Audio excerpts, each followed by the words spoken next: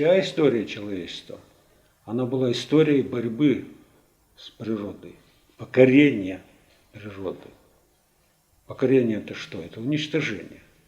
И очень успешное уничтожение природы.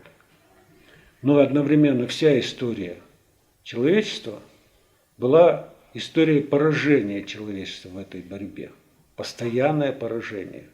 Причем иногда катастрофическое.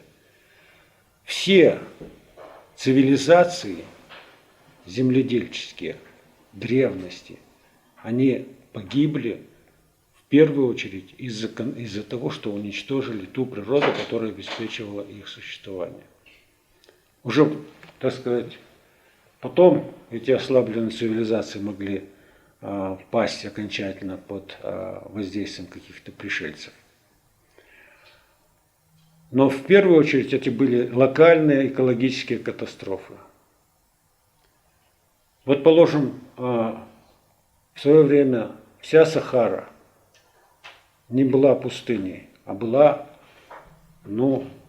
цветущим краем, потому что там были реки, озера, леса, болота и так далее. Там водились в изобилии гиппопотамы, жирафы и так далее, и так далее.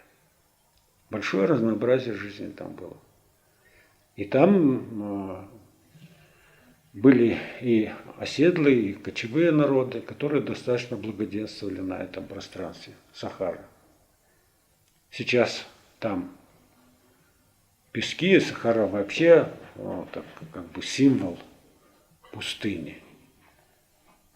И вот это пояс пустыням теперь простирается в восточном полушарии от Атлантики, от Сахары до Гоби.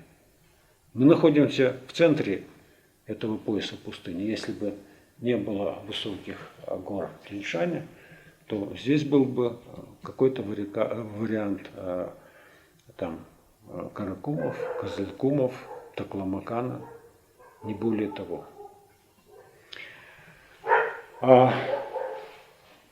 Так вот, вот эта пустыня, она рукотворна. Это сделали люди. Сделали они это в первую очередь потому, что они стали вырубать леса. А леса являются самыми основными экосистемами, которые создают, климат, контролируют климат.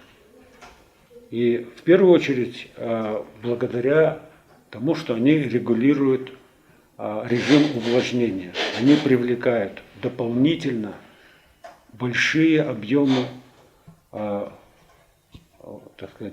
увлажнения.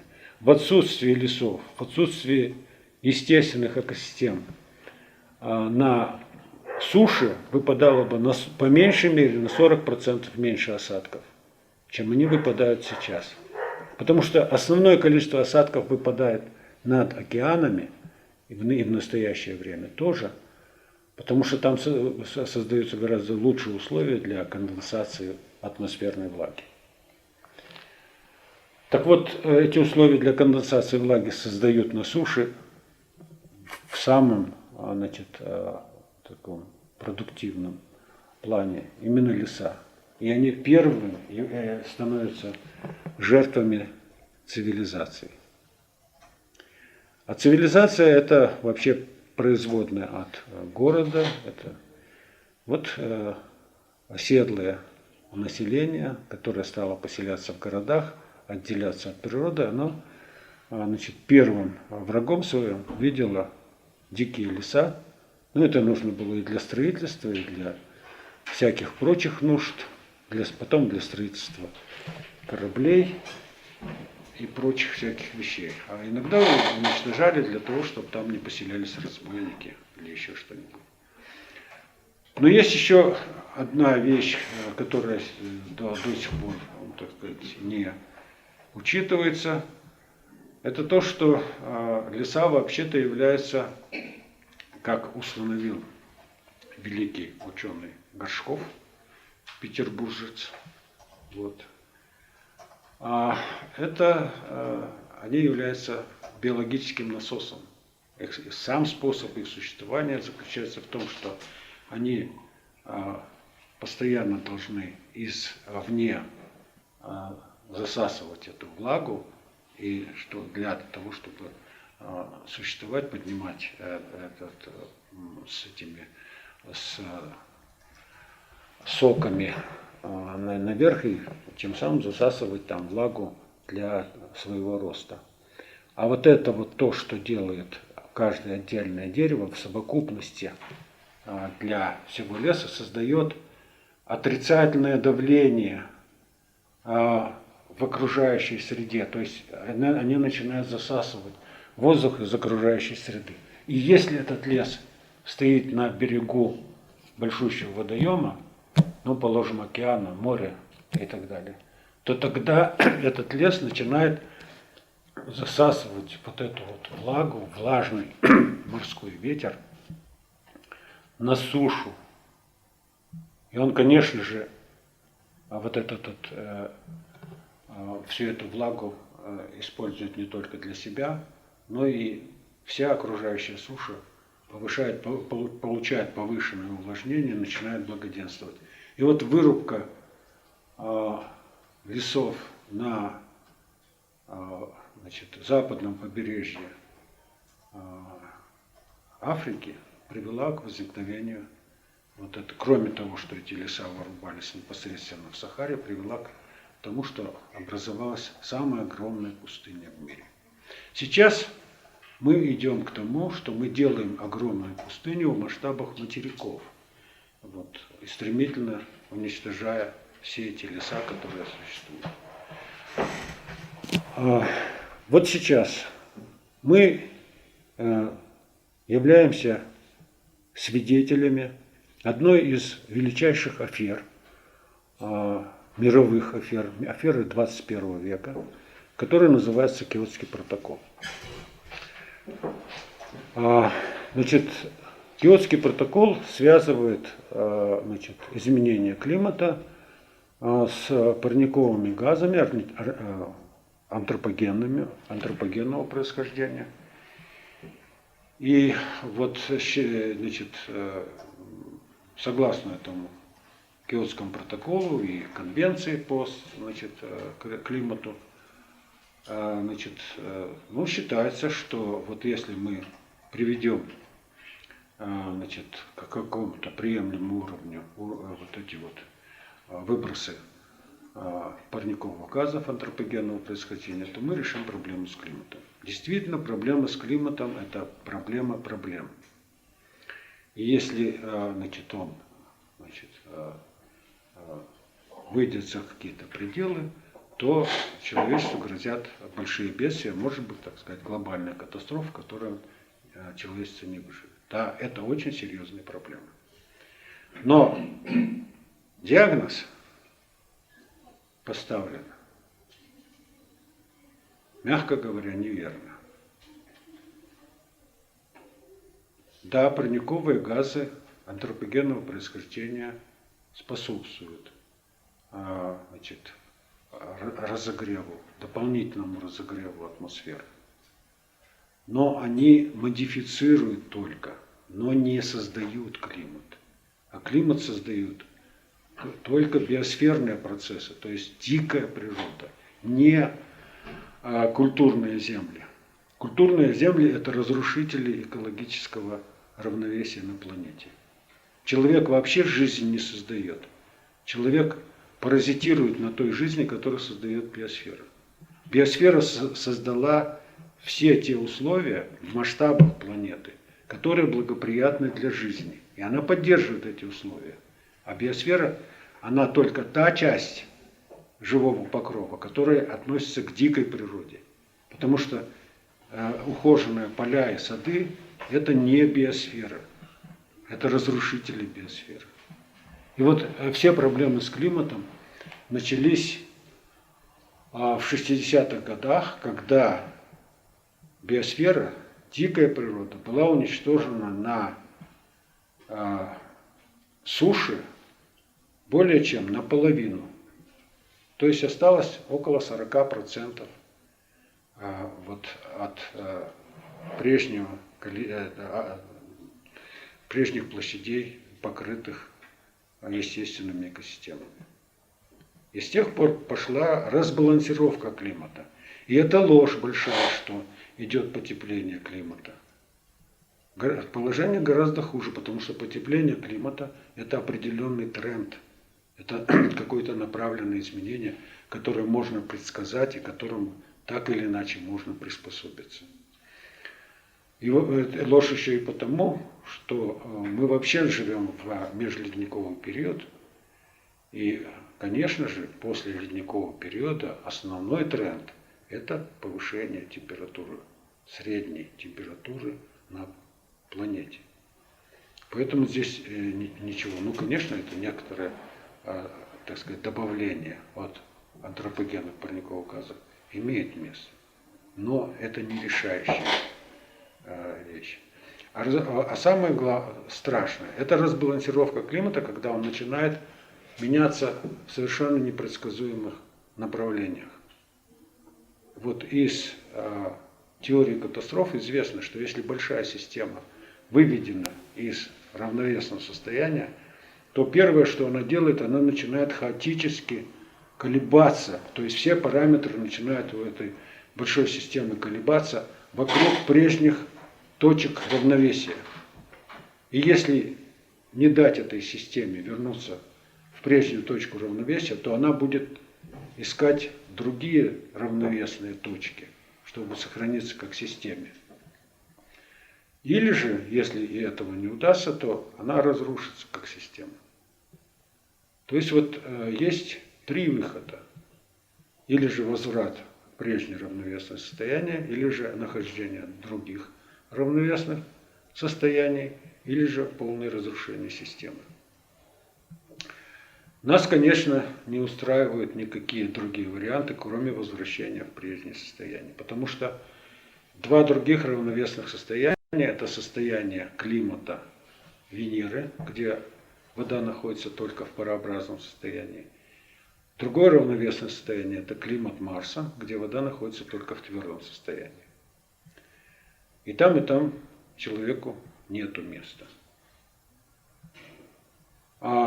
И вот есть третье состояние, это, про разрушение я не буду говорить, а вот это состояние, когда вернуться, это возвращение в прежнее состояние возможно только через возвращение дикой природе не менее половины суши. Где-то 60% суши должна быть возвращена дикой природе. Это не значит, что вот не трогай.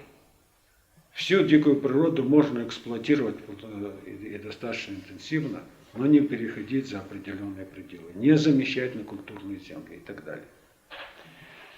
Другого пути просто нет. И вот почему Киотский протокол – это афера, потому что если эта инициатива стран золотого миллиарда, это сверхразвитые страны, и если они действительно этим озабочены, то они должны посмотреть прежде всего на себя, потому что не меньше 50-60% загрязнений, в том числе и воздушной среды, это как раз развитые страны. А они предлагают покупать квоты у недоразвитых стран. Вместо того, чтобы, если быть честными, сказать, что да, вот эта проблема существует, и парниковые газы, и тогда для того, чтобы с этим вопросом справиться, мы должны установить квоты на душу населения планеты.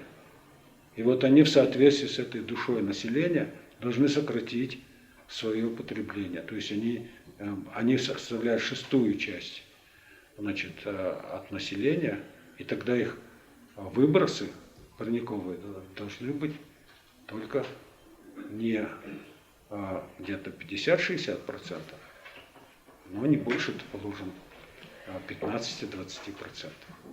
Ведь об этом речь не идет.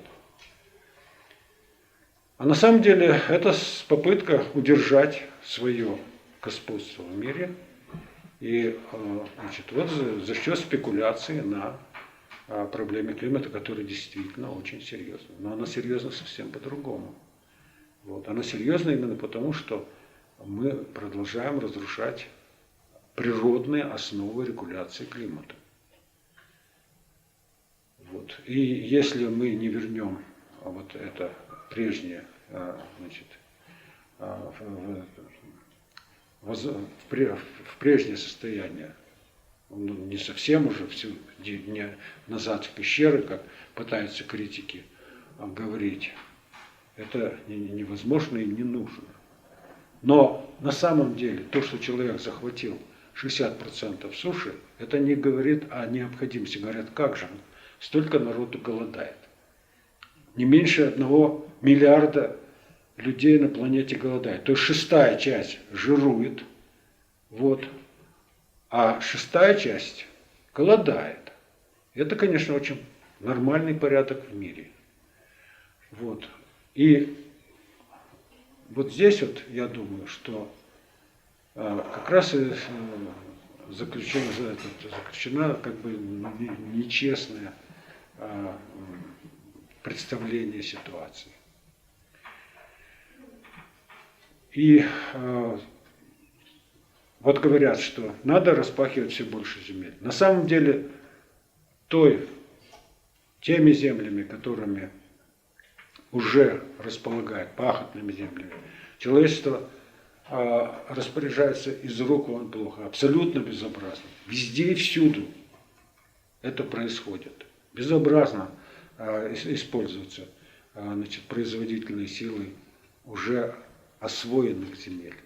То есть можно уже на освоенных земель по меньшей мере в 10 раз повысить продуктивность. Но это только, так сказать, по меньшей мере. На самом деле современные технологии позволяют значит, продуктивность земель повысить в десятки раз, если не в сотни. В свое время сюда приезжали значит, специалисты из Израиля, хотели сделать с нашим правительством, это еще было в конце 90-х годов, в начале 2000-х.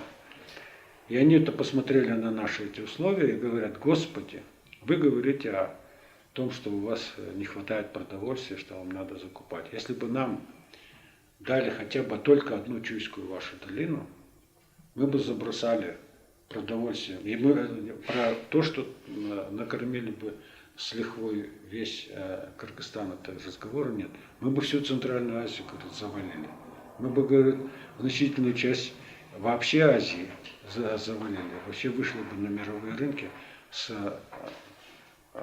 огромным количеством значит, продуктов питания. То есть вот это у нас вот так вот безобразно используются земли. Но в мире это сплошь и рядом. Но одна из тоже, положим, характеристик. В свое время Европа совсем недавно, еще в 60-х, 70-х годах, была одним из таких довольно больших импортеров продовольствия из других стран. Сейчас она экспортирует продовольствие даже в больших объемах, чем импортировала раньше. То есть когда они начали применять там современные технологии, то они мгновенно решили свои продовольственные задачи. Без освоения новых земель. Там, собственно говоря, у дикой природы в Западной Европе отнимать нечего. Вот я поездил по некоторым странам Западной Европы, мне как биогеографу там просто скучно было, потому что там все сплошь культурный ландшафт. И там, когда говорят, что есть леса, то это леса все, даже не вторичные, это все искусственные леса. Туда понатащено со всего мира самых разных пород, черти чего только нет. Вот. Во всей Дании мне не смогли показать ни одного естественного леса. Вот. В Германии показали какой-то клочок, но при ближайшем рассмотрении на побережье Балтийского моря, который тоже оказался только в очень небольшой части действительно естественным. Там был у них участок болота, который действительно имеет значит, около 2000 лет возраст. То есть на самом деле это все, так сказать, даже не вторичное, а искусственное образование, и это озеленение никак не может заменить естественную экосистему с точки зрения формирования устойчивого климата. И не случайно значит, сейчас в Западной Европе значит, происходят очень мощные климатические катаклизмы. Вот это как бы ну, в подтверждение того, что значит, на самом деле только биосфера создает условия для существования, вот два таких вот примера. Один пример – это формирование атмосферы. Климат – это производная атмосферных процессов. Так вот, полностью, можно сказать, газовый состав современной атмосферы он создан живыми организмами. И главные там составляющие, это, положим, кислород и азот, это все производная деятельности биосферы. Я уже не говорю про углекислый газ, который частично в результате, так сказать, активности значит, недр, но в значительной мере это весь баланс, он зависит от деятельности дикой природы, в первую очередь. Нормальный баланс. А все нарушения это за счет культурного ландшафта, за счет вмешательства человека. И такая атмосфера появилась на планете, то есть вот кислородно, азотно, углекислая, она появилась всего 500 миллионов лет назад. Больше где-то 4 миллиардов лет, как существует жизнь.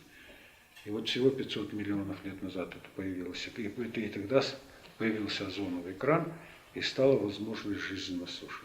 Мы, собственно, производные вот от деятельности биосферы в этом смысле. Второе, значит, пример, который я хотел бы привести. Совершенно не обязательно, чтобы жизнь исчезла на планете для того, чтобы человек прекратил свое существование на этой планете. Жизнь может очень даже легко преобразоваться и благоденствовать, но при таких условиях, которые не будут поддерживать существование человека. Человек своими техническими средствами не в состоянии создавать свою среду обитания. Это абсолютно не этот бред. Воображать, что человек может в какой-то искусственной среде, человечество вообще, человек еще ограниченное время может существовать. И бред, что он может существовать в космических кораблях или еще на какой-то другой планете, неземного типа. На самом деле он не только производный нашей планеты Земля, но он производная именно от того типа биосферы, в которой мы находимся. То есть достаточно изменить тип биосферы. Вот. Вы все, вот недавно был фильм про, значит, юрский период, что там, значит, эти динозавры где-то ужасно размножились уже в современное нам время. В общем, черти что происходит. Но это вот все совершеннейший бред с той точки зрения, что динозавры ни при каких условиях сейчас не смогут размножаться, благоденствовать на нашей планете. Почему? Потому что тип биосферы не соответствует сейчас условиям, которые необходимы для динозавров. Динозавры производные от типа биосферы, который опирался на колосеменные растения. Тогда вот, ну, вы эти всякие картинки видели, там всякие эти папоротники, значит, плющи огромного размера, саговниковые, хвойные и так далее. Чего там только не было. в этих пейзажах того же юрского периода, того времени, когда существовали динозавры, в этих пейзажах вы не увидите цветущих деревьев, цветов вообще, растений вообще. Вы не увидите, потому что их там не было. Цветковые растения сосуществовали с этими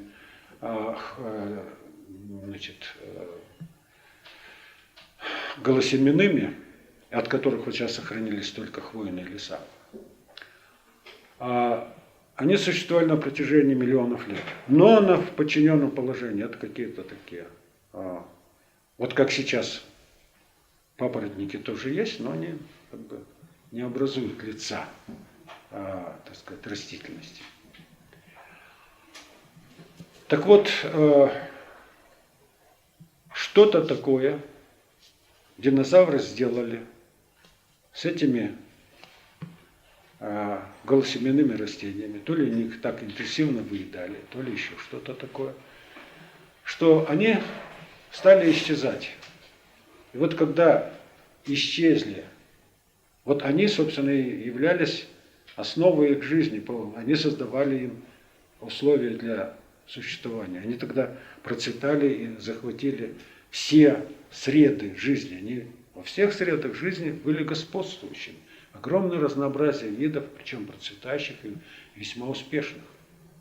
Еще чуть-чуть, и среди них появились бы разумные существа, и тогда бы динозаврия человечества было бы там совершенно другого облика. А вот они что-то такое сделали.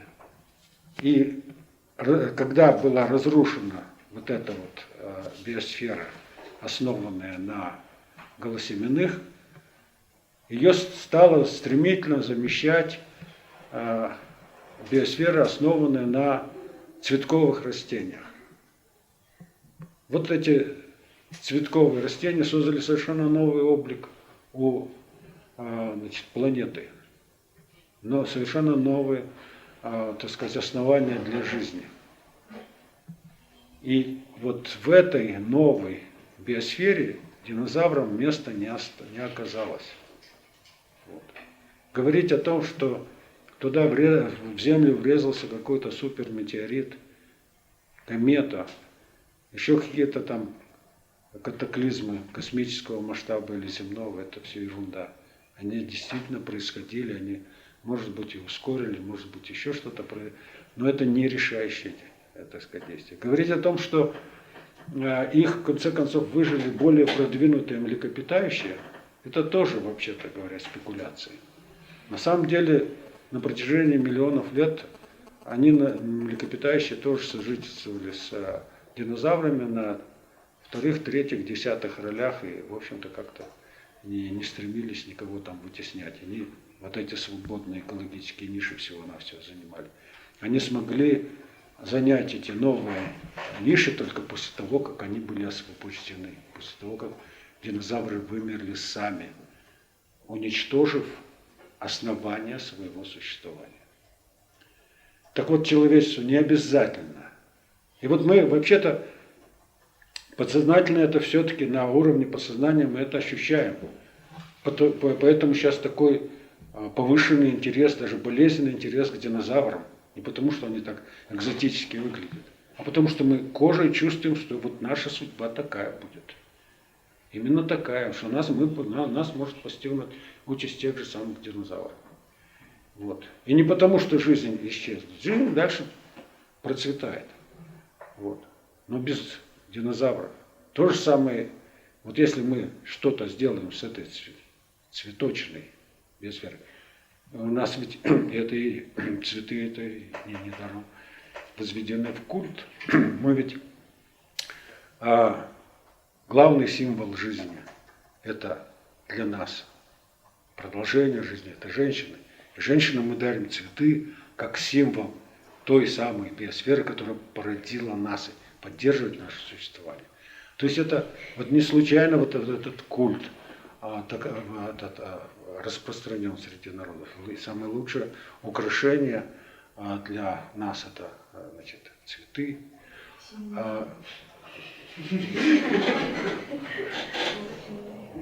Так что это вот мы просто кожей чувствуем. Мы действительно дети цветов. Дети цветов. И мы вот сейчас стремительно это уничтожаем. Мы уничтожаем именно цветковые растения в огромном количестве. Вот. Вот сейчас среди экологов есть значит, такое выражение «тень от городов». Вот все большие города бросают на окружающую природу тень.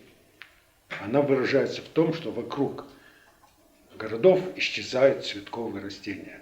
Вот что, вот это, потому что вот это культ женщины и культ цветов иногда принимает извращенную форму. Вот на 8 марта надо взять и выщипать все несчастные, положим, подснежники, если они успели появиться, и поднести, значит, женщинам.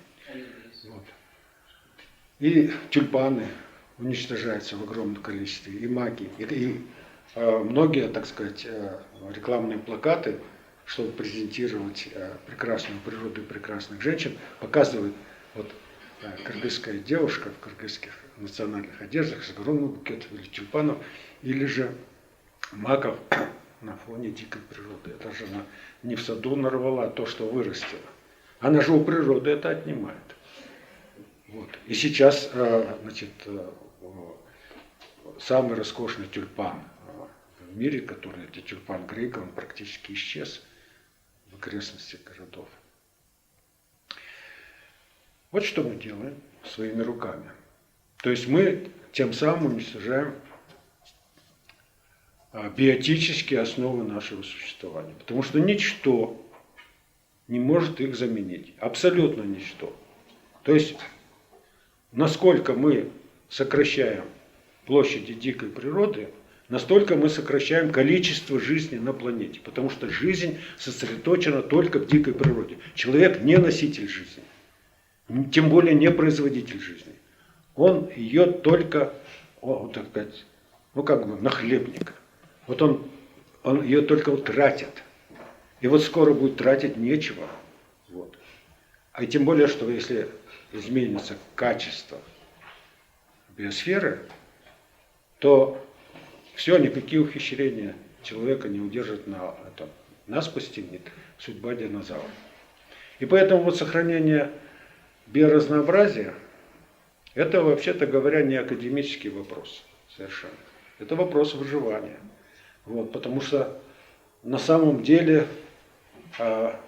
вот мы все, что угодно можем о себе воображать, что мы цари природы и так далее, что мы разумные существа. На самом деле мы ведем себя сейчас, в настоящее время. Вот настоящее человечество. Мы ведем себя сейчас так же примитивно, как туфелька, парамеция там, и так далее, амеба.